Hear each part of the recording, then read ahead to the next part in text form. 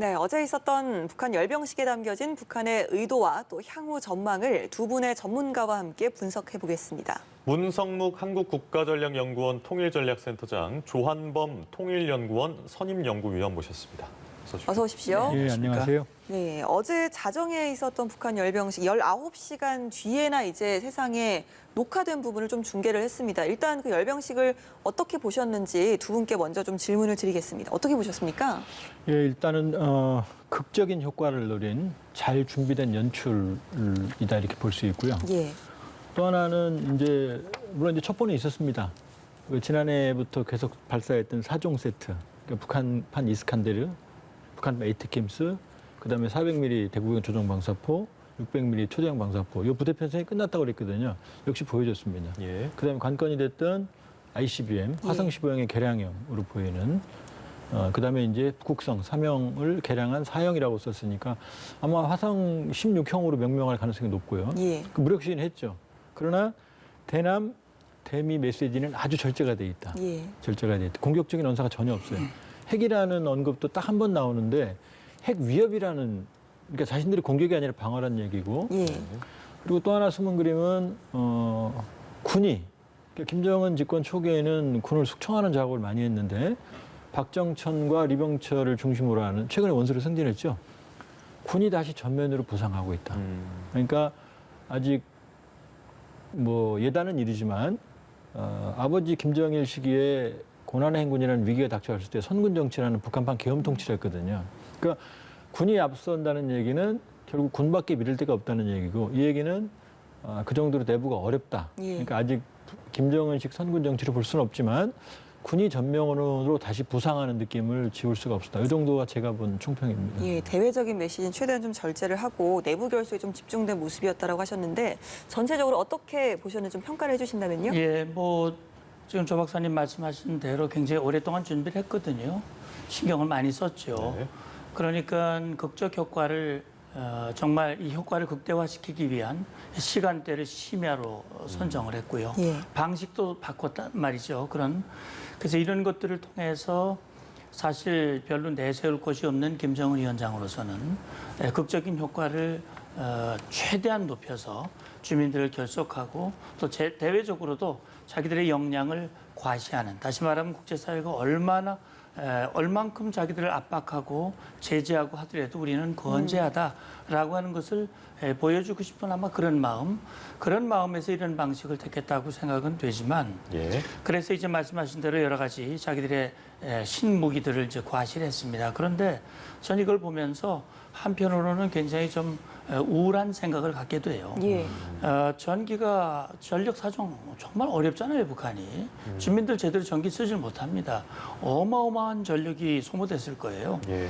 저렇게 입으로는 인민을 사랑하고 애민 얘기를 하시면 실제 하는 행동은 저렇게 많은 전력을 사용을 하고 저 많은 주민들을 얼마나 힘들었겠습니까? 예. 저거 준비하는 과정에서. 오히려 열병식 때문에 더 힘들었을 것이다. 굉장히 힘들었을 거예요. 예. 그래서 애민하고 주민들을 위한다면 오히려 저렇게 하지 말았어야 되는데 저렇게 했다는 점, 또 한 가지 제가 주목하는 점은 지금 결국 김정은 위원장이 연설을 통해서 새로운 무기를 개발하고 이게 끝이 아니다.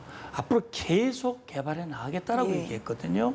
사실 오늘날 북한이 겪는 경제적인 어려움은 결국 김정은 위원장이 무리하게 핵미사일을 개발하고 국제사회의 제재를 받으면서 거기에 뭐 코로나의 수혜가 있습니다만 이것 때문에 주민들이 어려운 거거든요.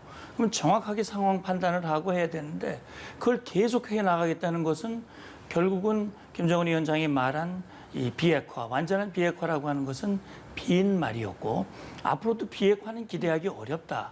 그렇다면 김정은 위원장이 연설 말미에서 시간은 우리 편이라고 얘기를 했지만 과연 그럴까 하는 생각에 굉장히 암울하다. 북한의 미래가 어둡다라는 생각이 들고 정말 우리가 대응을 잘해야 되겠다라는 생각을 가지게 됩니다. 네.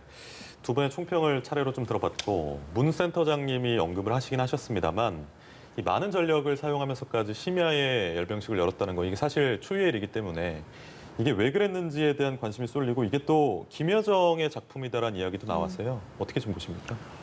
충분히 가능성이 있고요. 이제 김정은 위원장의 딜레마는 선대에 비해서 김일성 주석은 북한 체제의 아버지입니다. 항일 빨치산이라고 하는 정책 유산도 있고, 그러니까 정치적인 권위가 매우 강해요. 그다음 김정일 위원장은 73년에 후계자로 등장해서 김일성 주석이 94년에 죽었으니까 21년 동안 권력을 준비했어요. 그러니까 어떠한 내부의 위계도 견딜 수 있는 정치적 기반을 가지고 있었거든요. 예. 근데 김정은 위원장은 두 개가 다 없죠. 정치적 정당성도 없고 기반도 취약합니다. 그러니까 집권 초기에 대규모 유혈 숙청을 했던 것도 사실은 그런 권력의 취약성을 드러내는 거거든요. 그러니까 김정은 위원장은 사실은 성과를 보여줘야 됩니다. 그러니까 앞부분 권위가 없다면 성과를 통해서 효율성으로 보여줘야 되는 게 젊은 지도자의 특징인데 지금 성과가 없거든요. 예. 그러니까 이걸 어떻게 하느냐. 김정은식 이미지 정치, 김정은식 감성 정치를 통해서 이것을 애민주의로 포장하라는 그런 경향을 보여왔거든요. 그러니까 거의 뭐 우는 건 처음이지만 사실은 감정에 복받치는 모습도 여러 번 나왔었고 신년사에서는 자책하기까지 했어요. 이건 과거와 다른 거죠. 그러니까 새로운 방식을 통해서 인민들에게 접근을 하는 모습을 보이고 있는데 보면은 여러 가지 이번 연설문도 그렇고 상당히 여성적인 섬세함이 묻어나는 그런 연출들이 많이 보이거든요. 그렇게 보면 이번에 사회도 리일한 선전선동부장이 했거든요. 그다음에 과거에는 김여정이 선전선동부 부부장으로 지금은 아마 이제 조직기도부 부부장 정도로 추정이 됩니다만 아니면 다른 조직 더 중앙기구 그렇게 보면 리일한 현성월 그리고 그 위에 이제 대남 대미 총책을 하지만 연출 총책도 지금 김여정으로 보이거든요. 그러니까 사실상 2인자로서 이 저런 전반적인 일을 담당을 하는 컨트롤 타워 역할을 김여정이 하고 있다고 봐야 되거든요. 그렇게 본다 그러면은 김여정이 과거처럼 막 이렇게 뛰어다니면서 의전을 하지는 않지만 좀 더 높은 지위에서 전체를 총괄하는 지휘자 역할을 하고 있을 개연성은 상당히 높고요. 말씀드렸지만 잘 준비된 연출이 곳곳에 배어 있거든요. 그렇게 보면 역시 김여정이 대남 대미뿐만이 아니라 저런 내부 선전, 그러니까 조직지도부와 선전수동부 모두, 그다음에 대남 대비를 모두 총괄하는 우리를 치면 국무총리 같은 역할을 하고 있을 개연성이 있죠. 예, 달라진 좀 김여정 제1부부장의 위상도 한번 추측해 볼 수 있는 열병식이었습니다. 말씀하신 것처럼 어제 열병식의 형태나 뭐 연설 내용이나 여러 가지의 좀 의외의 모습들이 좀 많이 나왔는데요. 그런 것도 좀 차차 짚어보도록 하고요. 가장 관심을 끌었던 게 이제 과연 어떤 신무기들이 공개가 될 것이냐 하는 부분이었는데 기존에 공개가 됐던 무기들과 좀 비교를 한번 해볼까요? 예, 그러니까 이제 우리가 관심을 가졌던 것은 북한이 전략 무기를 어떤 것을 내놓을 것인가 하는 거였거든요. 그래서 지금 보면 이제 이미 공개를 했습니다만 신형 ICBM 대륙간 탄도미사일이에요. 북한이 최근에 발사했던 ICBM이 2017년 11월 말 북한이 화성 15형이라는 걸 쐈습니다.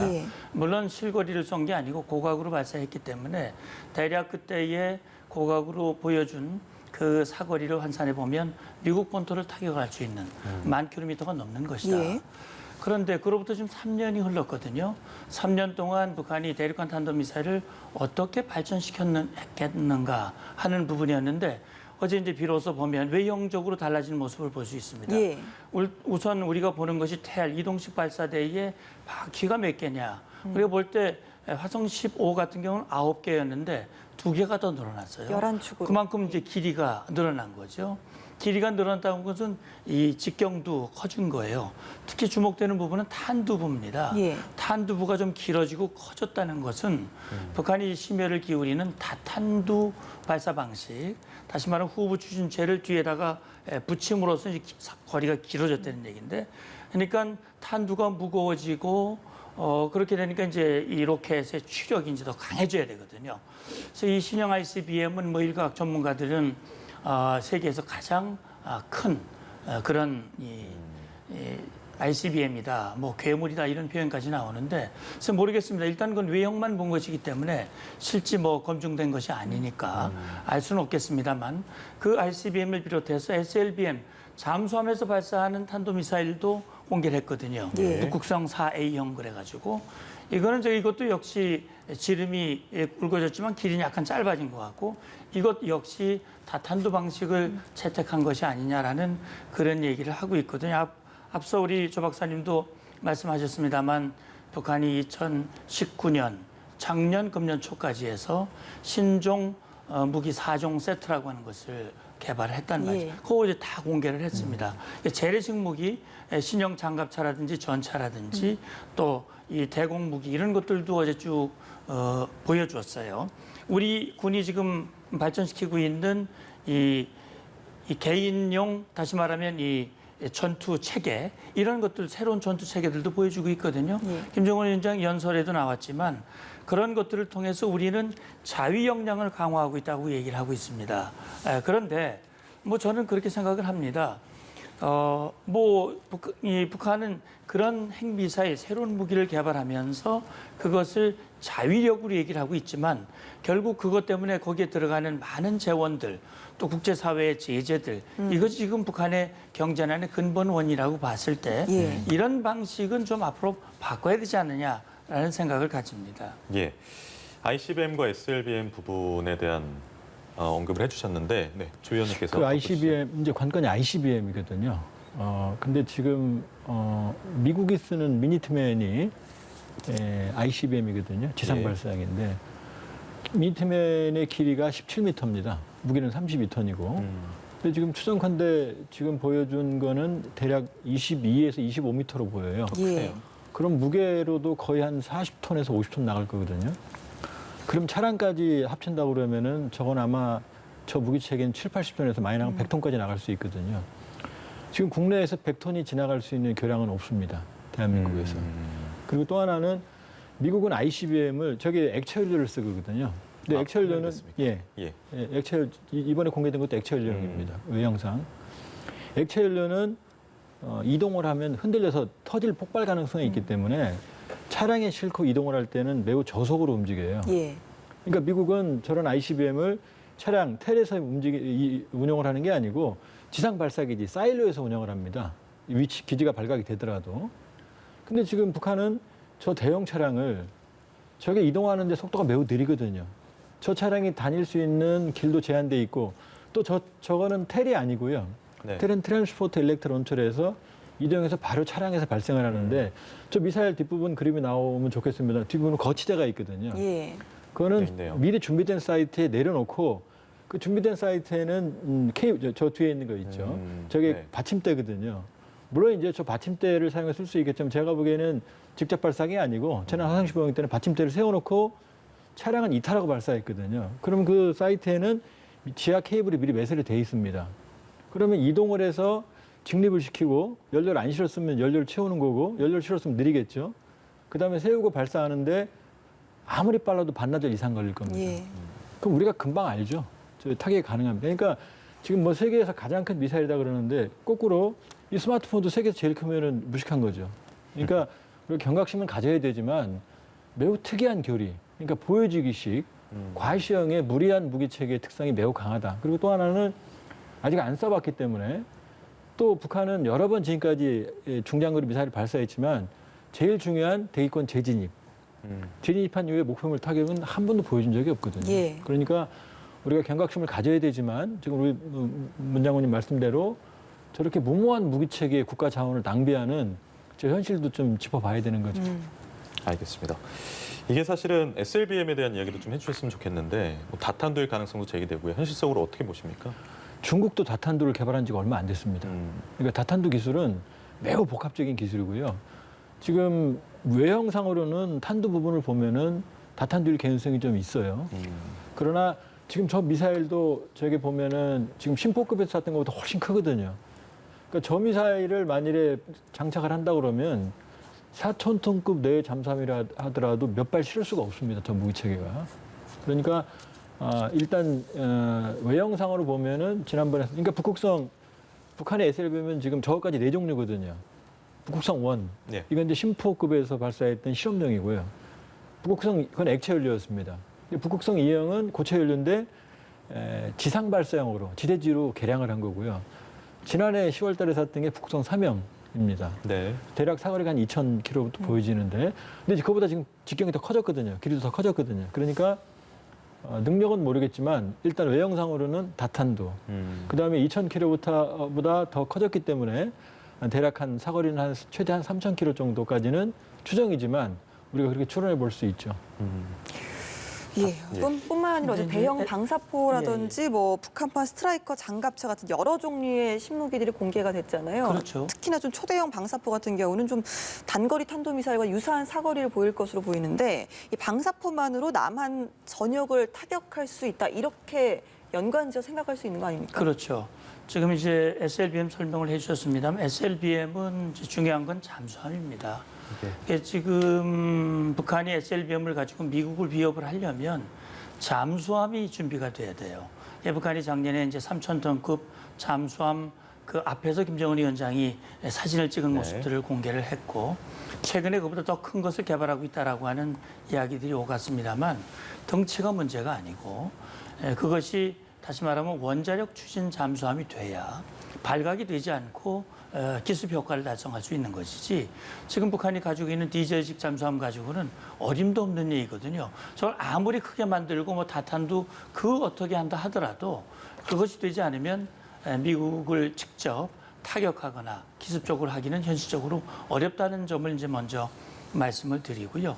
지금 말씀해 주신 여러 가지 무기들 이런 것들은 우리를 겨냥한 것들입니다. 네. 뭐 그걸 뭐 중국을 향해 쓰겠습니까? 결국은 우리를 향한 것인데 김정은 위원장이 특히 신정무기 4종 세트 집중적으로 개발한 것들의 사거리가 대략 400km에서 600km.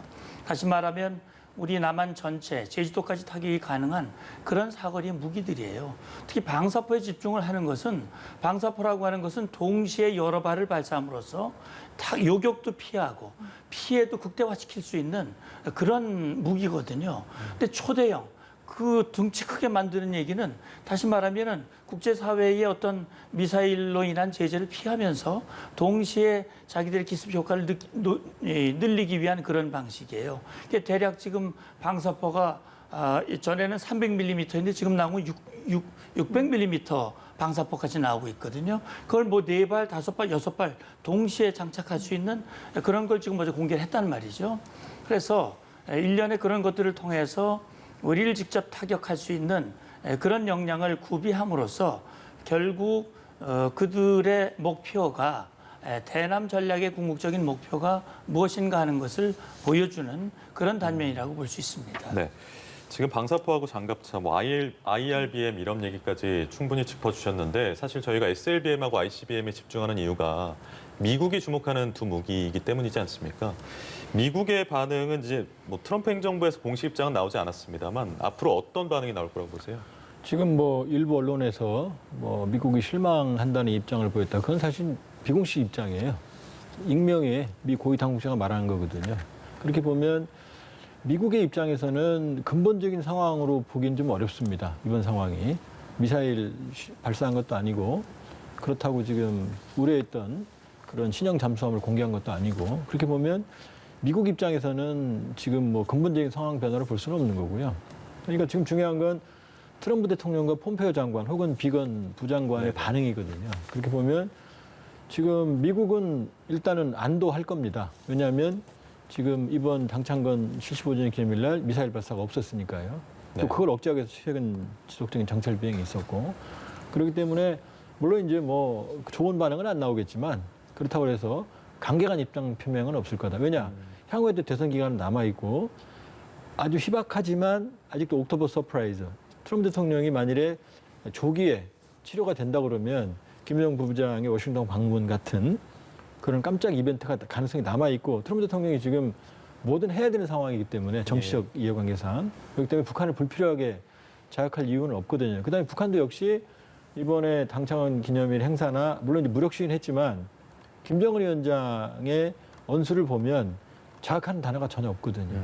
그렇게 보면 중저강도의 정말로 힘은 보여줬지만 무력 시위는 했지만 그러나 언수는 상당히 잘 절제를 했기 때문에 미국 역시 유사한 반응을 보일 것 같다고 예상이 됩니다. 예, 그리고 연관지어 좀 여쭤보면 어제 그렇게 좀 대미 메시지를 절제를 한 거는 좀 미국 대선을 좀 상당히 좀 의식을 했기 때문에 그렇게 했을 거다 이렇게 생각할 수 있을까요? 가능성이 있죠. 왜냐하면 지금 바이든 후보가 당선이 될 경우에는 김정은 위원장한테는 사실 악몽이죠. 예. 왜냐하면 트럼프 대통령은 정치적 이해관계만 맞으면 어떠한 합의도 가능한 인물이거든요. 첫 번째. 그리고 거의 싱가포르나 하노이에서 합의 직전까지 갔는데 볼턴 보좌관이나 내부의 불협화음 때문에 안 됐거든요. 근데 바이든 부통령이 되게 되면, 바이든 후보가 되게 되면 어떤 일이 벌어지냐면은 바이든은 돌다리도 두드려 건넌다. 두 번째, 동맹과 협의한다.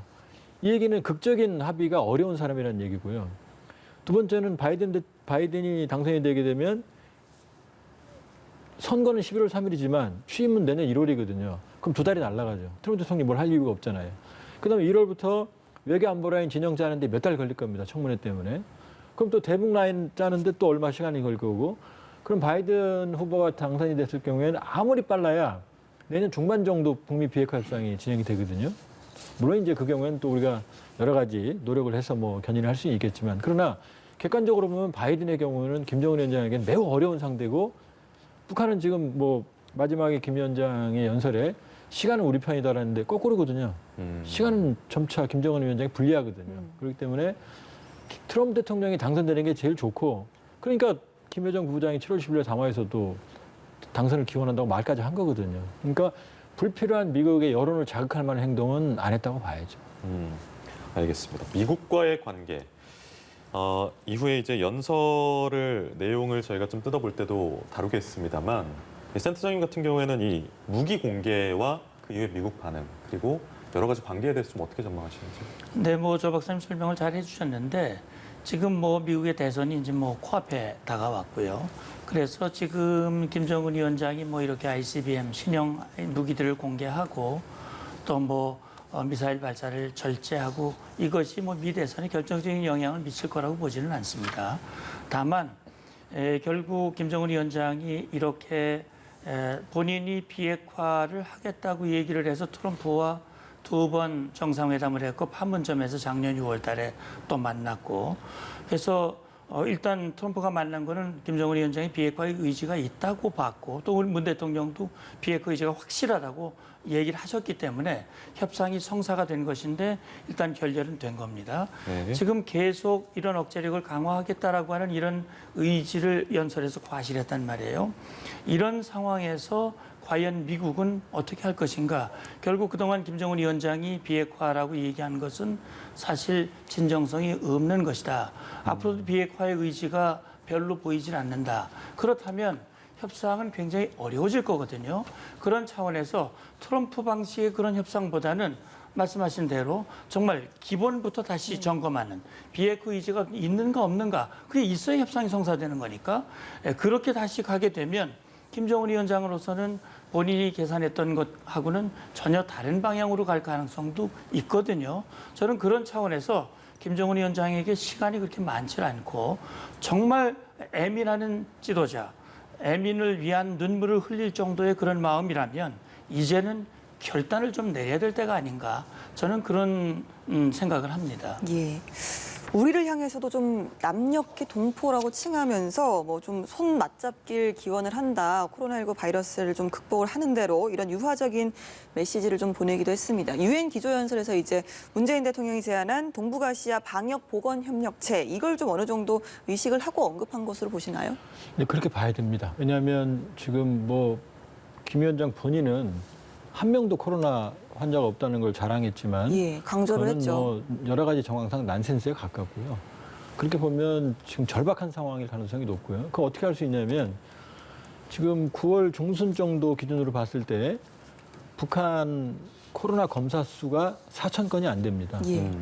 그때 우리 200만 건이 넘거든요. 그 얘기는 검사 안 했다는 얘기입니다. 그럼 사망자들에 대해서는 당연히 안 했을 거고요. 예. 그럼 검사 안 했으니까 환자는 없는 거죠. 그렇게 보면, 그다음에 또 하나는 그 수혜가 제가 추정컨대 북한 체제 성립 이래 최악입니다. 지금 뭐 확인할 수는 없지만 저도 놀라울 정도의 첩보가 나오고 있거든요. 예. 안타까운 얘기지만 함경북도에서만 사망 실종자가 10,000명이 넘는다는, 저도 믿을 수가 없을 정도의 그런가요? 수치가 나오거든요. 어떻게 추정할 수 있냐면, 김정은 위원장이 가장 사랑하는 지방이 어디죠? 원산이죠, 강원도. 네. 원산이 2번이나 침수가 됐는데 김 위원장이 원산에 안 가요. 갈마 해양관광인데 코로나 때문에 처참한 안 가고 얘기겠죠. 수해로요. 그러니까 수해 코로나로 아주 어려운 상황이거든요. 그렇게 보면 지금 김 위원장이 최근 서해 공무원 피격 사건도 있고, 그 이전에 6월달에 개성공장 폭파도 있었거든요. 근데 지금 뭐라고 표현했냐면 사랑하는 남녘 동포들 예. 그랬거든요. 우리 대한민국 지도자들도 사랑하는 국민들이라는 표현 잘 안 써요. 돌아가신 김대중 대통령께서 말씀하실 때마다 존경하고 사랑하는 국민요 이런 표현을 쓴 적이 있습니다. 근데 사랑하는 남녘 동포들이라는 건 아주 극진한 애정을 담은 표현이거든요. 그러니까 그 얘기는 뭐냐면 나는 그런 사람 아니다.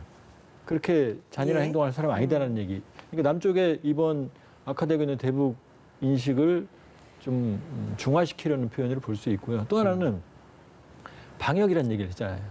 그다음에 손을 맞잡고 싶다. 그러니까 방역 협력하고 싶다는 얘기죠. 그 경우에 따라서는 지금 북한은 대규모 보건의료 지원, 그다음에 대규모 식량 지원이 필요한 상황이거든요. 그렇기 때문에 저렇게 이례적으로 지난번에 했던 통지문 해도 대단히 미안하다. 그거보다 더 파격적인 게 이번에 사랑하는 남녘 동포들이거든요. 그 얘기는 보면 남북 협력 가능성을 강하게 내재한 표현이다 이렇게 볼 수 있습니다. 네. 리설주 여사의 잠행 9개월째거든요. 이것도 뭐 코로나랑 연관져서 생각할 수 있겠습니까? 어떻습니까? 예, 이제 그 리설주 여사 얘기 전에 앞서 김정은 위원장의 연설 내용 중에 네, 사랑하는 내용 좀 남녘의 짚어주시죠. 동포들 아마 김정은 위원장으로서는 정말 남북 경제 협력이 아마 갈급할 거예요. 그렇기 때문에 대통령하고 만났을 때도 개성공단 재가동, 금강산 관광 재개 그만큼 어려운 거거든요. 그런데 지금 남북 관계는 거꾸로 가고 있거든요. 말씀하신 대로 저는 이 김정은 위원장의 이 표현이 진정성이 담겨 있기를 정말 간절히 바라지만 지금 나타나는 행동이나 북한의 행보는 그렇지 않거든요. 그러니까 미안하다는 말 한마디는 던졌지만 그 이후에 문 대통령까지 참여한 회의에서 이제 공동조사 얘기도 했고 또 당장 재연결, 전화 개통 이거 어려운 게 아니거든요. 근데 안 하고 있단 말이죠. 이런 걸로 봤을 때는 말은 이렇게 하지만 행동은 그것과는 반대로 가고 있다라고 하는 부분이 우리 국민들이 이 표현을 보고 정말 따뜻한 마음을 느끼겠는가.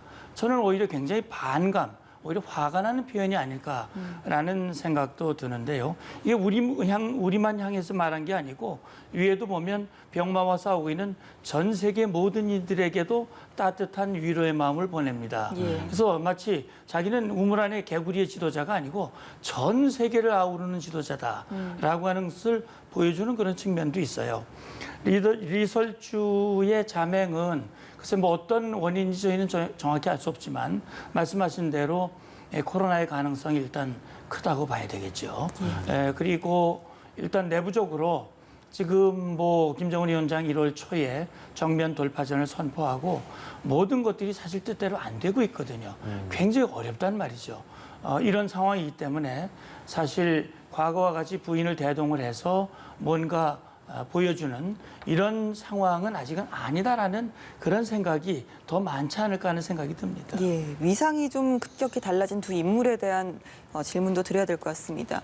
원수라는 칭호를 네. 받았더라고요. 백두혈통 외에는 5명에게밖에 허락되지 않았던 칭호가 이제 원수인데 리병철 부위원장, 박정천 두 인물인데 리병철 부위원장 같은 경우는 뭐 리설주 여사의 뭐 아버지다 이런 설이 있을 정도로 굉장히 북한에서는 실세라고 하는데 이 부분도 좀 평가를 해주시죠. 지금 이제 그 부분을 저도 주목하고 있는데요. 네. 지금 북한에 이제 원수가 2개입니다. 예. 하나는 이제 군에 주는 원수. 예. 이거는 박정천, 리병철 최근에 정치국회에서 원수로 호칭이 됐어요. 요 이전에 북한 체제 역사상 5명밖에 없어요. 근데 2명이 동시에 된 거죠. 네. 그다음에 이제 공화국 원수는 김정일, 김정은, 김일성입니다. 근데 이제 김일성, 김정일은 대원수고요. 지금 김정은은 이제 공화국 원수입니다. 그러니까 얼마나 위상이 높은 위상인지는 알겠죠. 예. 그런데 저 두 사람 다 야전군인 출신이거든요. 이게 무슨 얘기냐면 김정은 위원장이 집권하고 나서 제일 먼저 죽인 사람이 그 선군 정치의 야전군 총책 리영호 총참모장이거든요. 예. 6개월 만에 처형을 했거든요.